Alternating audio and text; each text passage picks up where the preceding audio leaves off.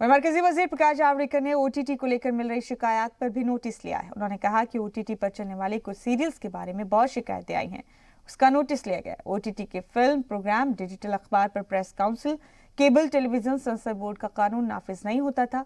इनको चलाने के लिए जल्द ही मुनासिब ऐलान किया जाएगा। ओटीटी पर चलने वाले कुछ सीरियल्स के बारे में बहुत सारी शिकायतें सभी वर्गों से आई है, उसका संज्ञान लिया है। और जैसे आपको मालूम है, अभी तक ये आईटी कानून के दायरे में था और है,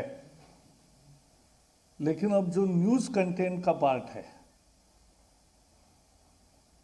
ओटीटी की फिल्में हो, ओटीटी प्लेटफॉर्म्स पर चलने वाले कार्यक्रम हो या डिजिटल न्यूज़पेपर्स हो, ना उनको प्रेस काउंसिल का कानून लगता था, न उनको केबल टेलीविजन का कानून लगता था, न उनको प्रेस काउंसिल के बंधन में वो आते थे,